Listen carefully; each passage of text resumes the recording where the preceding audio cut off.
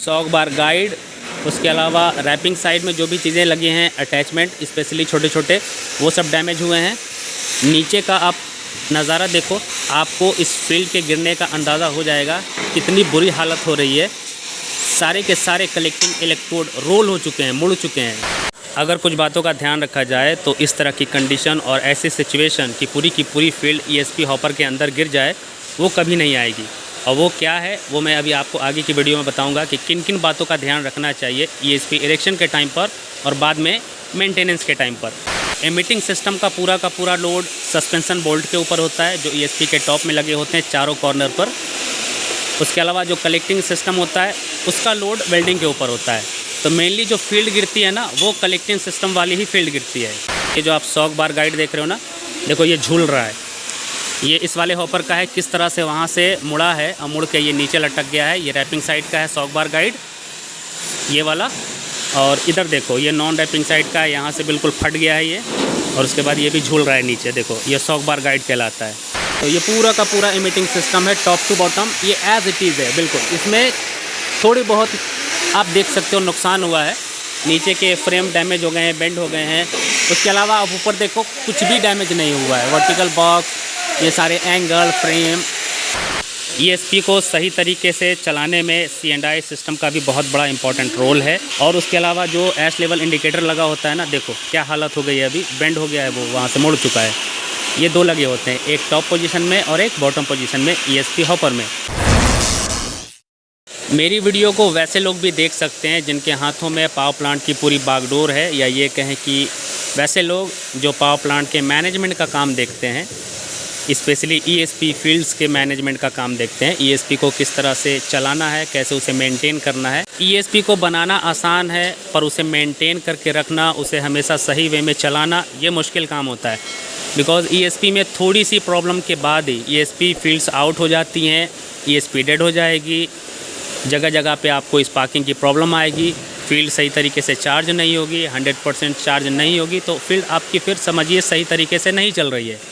लोग करते क्या है, जब इरेक्शन का काम होता है तो फील्ड को 100% चार्ज करके देख लेते हैं और उसके बाद फील्ड को फिर 70%, 30%, 20%, 50% पे चलाते हैं, मजबूरी में। वो भी अगर सही होती तो जाहिर सी बात है कि लोग उसे 80%, 90% पर चलाते, पर सही ना होने की वजह से जैसे तैसे बस जो चल रहा है बस उसे वैसे ही चलाते रहो। यही लोगों की थिंकिंग हो जाती है। मैंने ये देखा है, नोटिस किया है बहुत सारे प्लांटों में।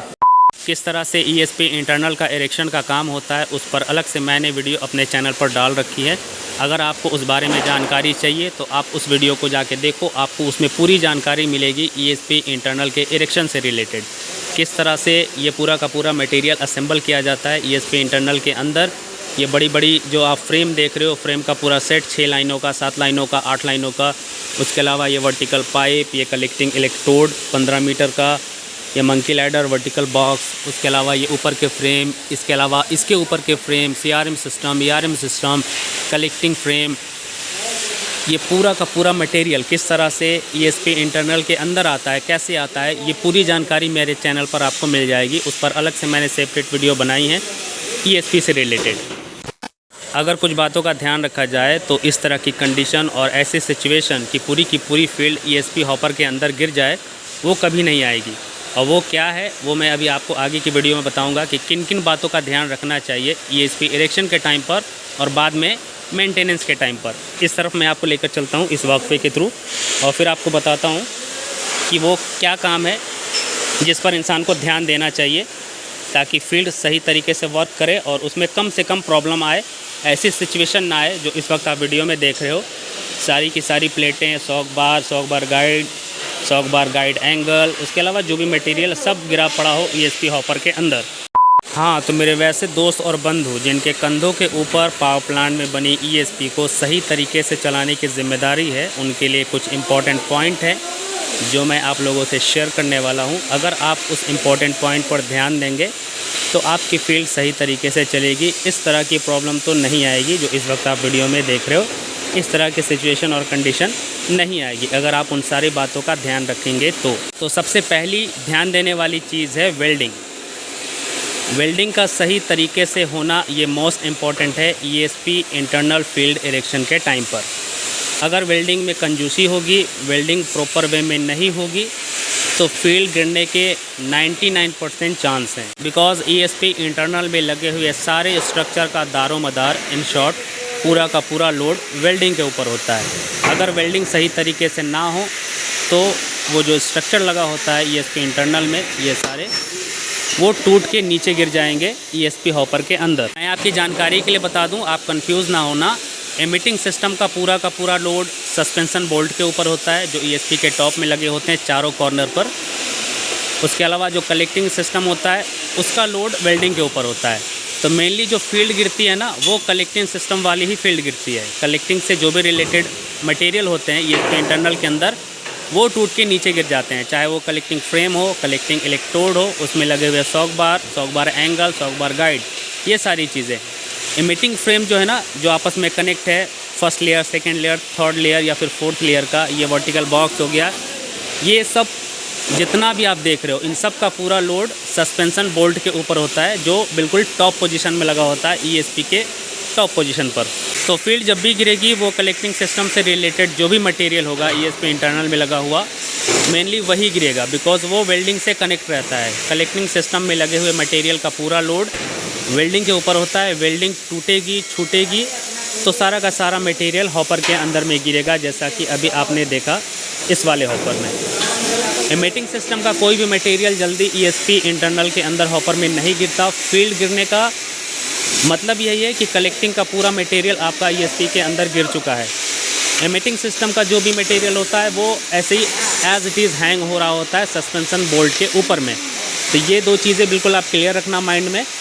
एमिटिंग कभी भी जल्दी ESP फील्ड के अंदर नहीं गिरती। जैसा कि अभी भी आप देख सकते हो, ये पूरा का पूरा एमिटिंग सिस्टम है टॉप टू बॉटम, ये एज इट इज़ है बिल्कुल। इसमें थोड़ी बहुत आप देख सकते हो नुकसान हुआ है, नीचे के फ्रेम डैमेज हो गए हैं, बेंड हो गए हैं। उसके अलावा आप ऊपर देखो, कुछ भी डैमेज नहीं हुआ है। वर्टिकल बॉक्स, ये सारे angle, frame as it is सारी चीज़ें पहले की जैसी ही हैं। ये सारे वर्टिकल पाइप, डैमेज क्या हुआ है, कलेक्टिंग सिस्टम से रिलेटेड सारा का सारा material, collecting electrode, shock bar guide, उसके अलावा रैपिंग साइड में जो भी चीज़ें लगी हैं, अटैचमेंट स्पेशली छोटे छोटे, वो सब डैमेज हुए हैं। नीचे का आप नज़ारा देखो, आपको इस फील्ड के गिरने का अंदाज़ा हो जाएगा कितनी बुरी हालत हो रही है। सारे के सारे कलेक्टिंग इलेक्ट्रोड रोल हो चुके हैं, मुड़ चुके हैं। अब उन्हें निकालने में कितनी प्रॉब्लम होगी आप अंदाज़ा लगाओ। अभी तो ये बड़ा बड़ा पीस निकल रहा है जो स्ट्रेट है, खड़ा हुआ है। अब इसके नीचे का जो बेंड हो गया है, बॉटम पोजीशन का जो मुड़ गया है ना, उसे छोटे छोटे टुकड़ों में बिल्कुल भुजिया बना के निकालना पड़ेगा। इस वक्त जो आप वीडियो में व्यू देख रहे हो ना, इसे देख के कोई भी कहेगा कि जैसे मैं कहीं कबाड़ खाने का वीडियो बना रहा हूँ। ये नीचे का जो आप नज़ारा देख रहे हो एज़ इट इज़ बिल्कुल कबाड़ खाने के जैसा है। जो कबाड़ी वाले की जगह होती है ना, जो शॉप होता है कबाड़ी वाले का, कुछ ऐसा ही सीन होता है उनके आसपास का। और ठीक इस वक्त ESP हॉपर का आप व्यू देख रहे हो, एज़ इट इज़ बिल्कुल कबाड़ी के दुकान के जैसा ही। देखो क्या हाल हो रखा है। जब फील्ड गिरती है तो कुछ ऐसा ही होता है हाल। अब इसको निकालने में कितनी डिफ़िकल्टीज़ हो रही होंगी, कितनी प्रॉब्लम को हम लोग फेस कर रहे हैं, वो वीडियो में देख के आप अंदाज़ा लगा सकते हो। मैंने आपको पहला पॉइंट बता दिया कि वेल्डिंग का स्ट्रॉन्ग होना, वेल्डिंग सही तरीके से होना, ये मोस्ट इम्पॉर्टेंट है ESP इंटरनल इरेक्शन के टाइम पर। उसके अलावा जो दूसरा पॉइंट है वो है फील्ड अलाइनमेंट का सही होना। जब ESP इंटरनल का इरेक्शन होता है, सारी चीज़ों को लगाया जाता है, 1 बाय 1 असेंबल किया जाता है, तो उसका अलाइनमेंट होता है। तो अलाइनमेंट का काम सही तरीके से होना ये ज़्यादा इम्पॉर्टेंट है। फील्ड को सही तरीके से चार्ज होने में ये बहुत हेल्प करता है। अगर फील्ड अलाइनमेंट का काम सही नहीं होगा तो आपकी फील्ड सही तरीके से चार्ज नहीं होगी। तीसरा काम है गेजिंग का। जब ये कलेक्टिंग इलेक्ट्रोड का इरेक्शन का काम होता है, इंस्टॉल किया जाता है ESP इंटरनल के अंदर, तो इसमें बहुत से बेंड हो जाते हैं इरेक्शन के टाइम पर। तो उस बेंड को सुधारने में गेजिंग का काम होता है, ताकि ये सारी कलेक्टिंग इलेक्ट्रोड बिल्कुल स्ट्रेट पोजीशन में हो जाएं, जिससे कि गैप मेंटेन हो between collecting electrode to emitting electrode. और चौथा पॉइंट है ESP इंटरनल में लगे हुए मटेरियल का सही तरीके से लगना। जैसे कि ये जो आप सारा स्ट्रक्चर देख रहे हो, चाहे वो एमिटिंग सिस्टम से रिलेटेड हो या फिर कलेक्टिंग सिस्टम से रिलेटेड हो, सारे मटेरियल का सही तरीके से इंस्टॉल होना, प्रॉपर वे में होना। गलत तरीके से और जल्दबाजी में गलत वे में लगाई गई सारी चीज़ें बाद में प्रॉब्लम क्रिएट करेंगी। जब फील्ड चार्जिंग की प्रॉब्लम आएगी तब उस टाइम आपको प्रॉब्लम को ढूंढना, उसे रेक्टिफाई करना, ये सब आप सबके लिए टेढ़ी खीर हो जाएगा। इसलिए मैं बोल रहा हूँ कि जो भी इरेक्शन के टाइम पर मटेरियल इंस्टॉल होता है वो 1 बाय 1 सारी चीज़ें बिल्कुल प्रॉपर वे में लगें। अगर मैं आपको एग्जांपल बताऊं तो सबसे पहला एग्जांपल है ये जो कलेक्टिंग इलेक्ट्रोड है, इसका सीधा होना, बेंड नहीं होना चाहिए। दूसरा एग्जांपल है एमिटिंग इलेक्ट्रोड लूज़ नहीं होना चाहिए, वो बिल्कुल टाइट होना चाहिए। एक एमिटिंग फ्रेम से दूसरे एमिटिंग फ्रेम में बिल्कुल टाइट पोजीशन में लगा होना चाहिए, लूज़ नहीं होना चाहिए, जिससे बाद में स्पार्किंग की प्रॉब्लम आती है। अक्सर देखा गया है लूज़ स्प्रिंग होगी तो चार्जिंग के टाइम पर प्रॉब्लम होगी। तीसरा एग्जांपल है शॉक बार का सीधा होना। शॉक बार अक्सर बेंड हो जाते हैं ट्रांसपोर्टेशन के टाइम पर, तो वो सीधा है या नहीं ये देखना चाहिए। अगर सीधा नहीं है तो उसे सीधा करके लगाना चाहिए। उसके अलावा ये फ्रेम भी ट्रांसपोर्टेशन के टाइम पर बेंड होते हैं, तो ये फ्रेम भी चेक करना चाहिए कि ये सारी जो आप फ्रेम की ट्यूब देख रहे हो ना, ये स्ट्रेट होनी चाहिए बिल्कुल। इनके बीच का गैप मेंटेन होना चाहिए। 400 की पिच है तो 400, 300 की पिच है तो 300, जो भी है लिखा हुआ पेपर में उस पेपर के हिसाब से चलना चाहिए। उसके अलावा कलेक्टिंग फ्रेम बेंड है या नहीं वो भी चेक करना चाहिए। इन शॉर्ट मेरे कहने का मतलब ये है कि जो भी मटेरियल लग रहा है ना, उसे एक बार क्रॉस चेक करना चाहिए। क्रॉस चेक करने के बाद उसे लगाना चाहिए, और लगाने के बाद भी एक बार क्रॉस चेक करना चाहिए ताकि गैप मेंटेन हो सके। इलेक्ट्रिकली सही होनी चाहिए सारी चीज़ें ईएसपी इंटरनल के अंदर, तभी फील्ड चार्ज होगी। ईएसपी का दूसरा नाम अगर मैं आपको बताऊं सिंपल भाषा में तो इसे छुई मुई बोल सकते हैं, बिकॉज़ ईएसपी 100% इलेक्ट्रिकली वर्क करता है।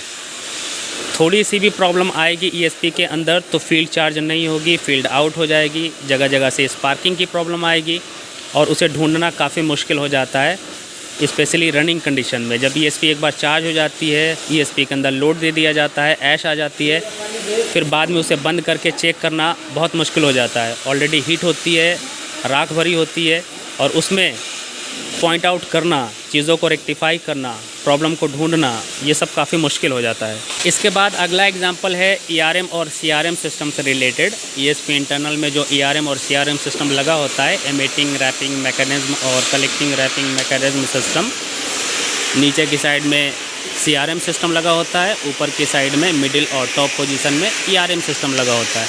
तो ये सही तरीके से असेंबल हुआ है या नहीं, इस पर ध्यान देना चाहिए। और उसके अलावा ये प्रॉपर वे में काम कर रहा है या नहीं, इस पर भी ध्यान देना चाहिए। मेरा कहने का मतलब है सही तरीके से काम कर रहा है, इट मीन्स शाफ्ट में लगे हुए जो हैमर होते हैं ना, वो जो हैमरिंग करते हैं वो एग्जैक्ट पोजीशन पर हैमरिंग कर रहे हैं या नहीं, चाहे वो सीआरएम शाफ्ट में लगे हुए हों या ईआरएम शाफ्ट में लगे हुए हैं। उनकी हैमरिंग की जो लोकेशन है वो एग्जैक्ट होनी चाहिए पैड के ऊपर। पैड कहाँ लगा होता है? शॉक बार में लगा होता है, जो कलेक्टिंग इलेक्ट्रोड के साथ कनेक्ट होता है शॉक बार, उसी में शॉक पैड लगे होते हैं जिसके ऊपर हैमरिंग करता है। तो उसकी लोकेशन या ये कहें कि उसकी पोजीशन बिल्कुल एग्जैक्ट शॉक पैड के सामने होनी चाहिए, सीआरएम में लगे हुए हैमर में। ईआरएम सिस्टम में भी जो हैमर लगा होता है उसकी हैमरिंग बिल्कुल एमिटिंग फ्रेम के ऊपर होनी चाहिए, ताकि एमिटिंग फ्रेम में जो भी ऐश चिपकती है, स्पेशली एमिटिंग इलेक्ट्रोड में, वो भी झड़ के नीचे गिरे। तो हैमर का जो मेन पर्पस है वो यही है, ऐश जो भी चिपक रही है चाहे कलेक्टिंग सिस्टम में या एमिटिंग सिस्टम में, वो हैमरिंग के थ्रू झड़ के गिर जाए नीचे ईएसपी के हॉपर के अंदर। इन सब के अलावा और भी छोटे छोटे पॉइंट्स हैं जिस पर ध्यान देना चाहिए। स्पेशली ये जो आप शॉक बार गाइड देख रहे हो ना, देखो ये झूल रहा है, ये इस वाले हॉपर का है, किस तरह से वहाँ से मुड़ा है और मुड़ के ये नीचे लटक गया है। ये रैपिंग साइड का है शॉक बार गाइड, ये वाला, और इधर देखो ये नॉन रैपिंग साइड का है, यहाँ से बिल्कुल फट गया है ये, और उसके बाद ये भी झूल रहा है नीचे, देखो ये शॉक बार गाइड कहलाता है। इसका भी प्रॉपर वे में लगना ये इम्पॉर्टेंट है ईएसपी इंटरनल में। अगर ये थोड़ा बहुत भी आगे पीछे लगा होगा तो शॉक बार जाम हो जाएगा, वो फ्री नहीं रहेगा, जिससे कि मूव नहीं होगी आपकी जो कलेक्टिंग इलेक्ट्रोड लगी होती हैं ना शॉक बार में 6 की 6, तो वो मूव नहीं होंगी सही तरीके से। जब हैमरिंग करेगा उसके ऊपर तो वो मूव होनी चाहिए थोड़ी बहुत। कैसे, मैं आपको दिखाता हूँ, इधर आप ध्यान देना, ये है ना, इसको अगर मैं ऐसे हिलाऊँ तो देखो ये हिल, तो इस तरह से थोड़ी बहुत ये हिलनी चाहिए। इसका गैप मेंटेन होना चाहिए, 40 mm का हम लोग गैप मेंटेन करके चलते हैं।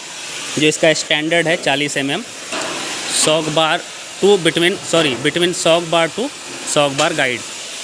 तो ये सारे छोटे छोटे पॉइंट हैं। इन सब के अलावा जो सबसे ज़्यादा ध्यान देने वाली चीज़ है वो है इस हॉपर के अंदर में ऐश एक्यूमुलेशन ना हो। सिर्फ इस हॉपर में नहीं, जितनी भी पावर प्लांट में ESP बनी हुई है ना, थर्मल पावर प्लांट की ESP, वो सारी ESP की मैं बात कर रहा हूँ। ऐश एक्यूमुलेशन नहीं होना चाहिए हॉपर के अंदर में। ये मैं स्टार्टिंग से बोलते आ रहा हूँ अपनी सारी वीडियो में। अगर हॉपर में ऐश एक्यूमुलेशन होगा तो फिर आप कितना भी कुछ कर लो, वेल्डिंग को मजबूत कर लो, गैप मेंटेन कर लो, प्रॉपर वे में सारी चीज़ों को असेंबल कर लो, उन सब का कोई मायने मतलब नहीं रहेगा। जब भी हॉपर में ऐश एक्यूमुलेशन होगा तो फिर आपके सामने ये एग्जांपल मौजूद है जो इस वक्त आप वीडियो में देख रहे हो। फिर ऐसा ही कुछ हाल होगा आपकी ESP का। जिस भी ESP को आप देख रहे हो, मेंटेन कर रहे हो, उसे सही तरीके से चलाने की कोशिश कर रहे हो, तो फिर उसका कोई भी फ़ायदा नहीं होने वाला है, आप कितनी भी मेहनत कर लो। अगर हॉपर की राख प्रॉपर वे में बाहर नहीं निकल रही है, या ये कहें कि आपके ऐश हैंडलिंग सिस्टम सही तरीके से काम नहीं कर रहे हैं, तो फिर आप इस तरह का कंडीशन देखने के लिए रेडी रहना, और जो फील्डें गिरेंगी उसे ठीक करवाने के लिए आप रेडी रहना। इन सब के अलावा एक पॉइंट और है जो मैं बताना भूल गया, और वो है C&I सिस्टम से रिलेटेड। ESP को सही तरीके से चलाने में C&I सिस्टम का भी बहुत बड़ा इम्पॉर्टेंट रोल है। तो C&I सिस्टम में जो भी इक्विपमेंट लगे हुए हैं ESP से रिलेटेड, वो सही तरीके से काम करने चाहिए। और उसके अलावा जो ऐश लेवल इंडिकेटर लगा होता है ना, देखो क्या हालत हो गई है, अभी बेंड हो गया है, वो वहाँ से मुड़ चुका है।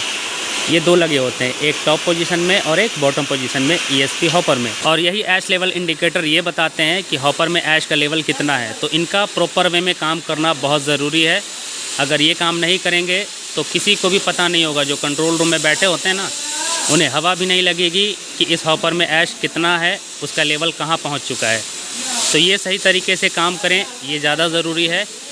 और बाकी जो इलेक्ट्रॉनिक यूनिट लगी होती हैं 3 मीटर के एलिवेशन पे, वो सब कुछ प्रॉपर वे में काम करने चाहिए, तभी आपकी फील्ड सही तरीके से काम करेगी। मतलब इन सब का कंक्लूज़न ये निकलता है कि ESP को अगर चलाना है तो आपका इलेक्ट्रिकल सिस्टम, C&I सिस्टम और मैकेनिकल से रिलेटेड सारी चीज़ें बिल्कुल सही तरीके से लगी होनी चाहिए, और उनका सही तरीके से काम करना ये इम्पॉर्टेंट है।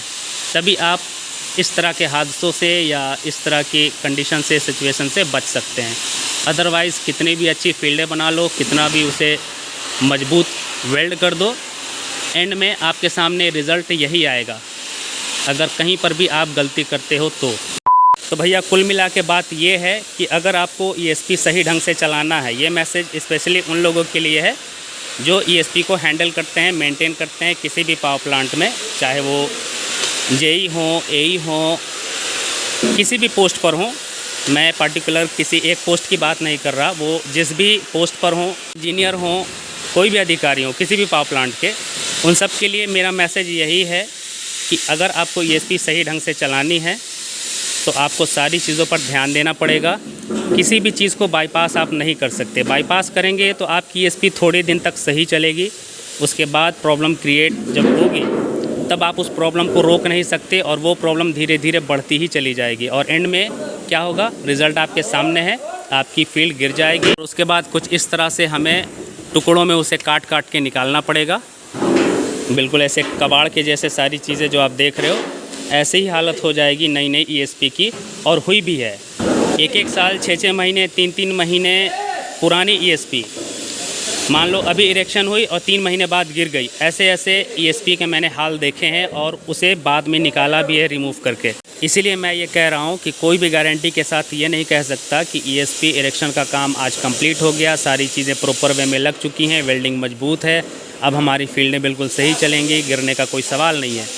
मैं ऐसा इसलिए बोल रहा हूँ, बिल्कुल कॉन्फिडेंस के साथ बोल रहा हूँ, क्योंकि मैंने एक पावर प्लांट में इरेक्शन का काम किया है। मैं उस पावर प्लांट का नाम नहीं लूँगा, हमने वहाँ पे काम किया, प्रॉपर वे में सारी चीज़ें बिल्कुल लगाई, 100% फील्ड को चार्ज करके हैंड ओवर कर दिया। और कोई भी हमारे जैसे लोग जब काम करते हैं ना, तो उसकी 1 महीने 2 महीने की ही गारंटी होती है, जिसे डिफेक्ट लायबिलिटी पीरियड कहते हैं। उस बीच अगर कुछ प्रॉब्लम आती है तो उसे हमें ठीक करना होता है फ्री ऑफ कॉस्ट।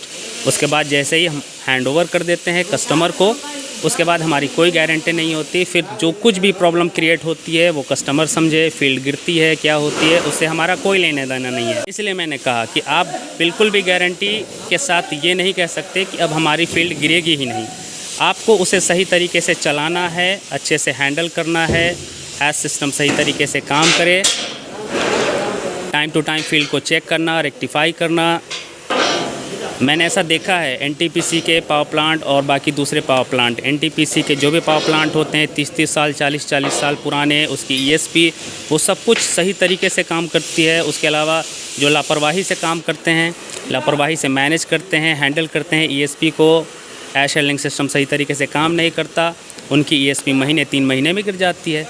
ऐसा हुआ है हमारे सामने, बिल्कुल आंखों के सामने हुआ है। हमने फील्डें रेडी करके दी, उसे चार्ज कर दिया, 2 महीने बढ़िया चली, हमारी गारंटी 2 महीने की थी, और ठीक जैसे ही तीसरा महीना कंप्लीट हुआ पूरी की पूरी फील्ड गिर गई, बिल्कुल सेम ऐसे ही कंडीशन हो गई। उस फील्ड के गिरने का रीज़न यही सामने आया कि हॉपर में ऐश एक्यूमुलेशन ज़्यादा हो गया था, जिसकी वजह से फील्डें गिर गई, जिसमें हमारी कोई भी जवाबदेही नहीं है। तो इसलिए मैंने कहा गाइज़, ये जो कुछ भी मैंने इस वीडियो में आप लोगों से शेयर किया है, बिल्कुल डिटेल में एक एक पॉइंट शेयर किया है। उन सब बातों का अगर सही तरीके से ध्यान दिया जाए तो फील्ड सही चलेगी, कभी कोई प्रॉब्लम नहीं आएगी। छोटी मोटी प्रॉब्लम आती रहती है फील्ड में, कभी भी फील्ड आउट हो जाती है, स्पार्किंग की प्रॉब्लम आएगी, पर उसे ठीक किया जा सकता है।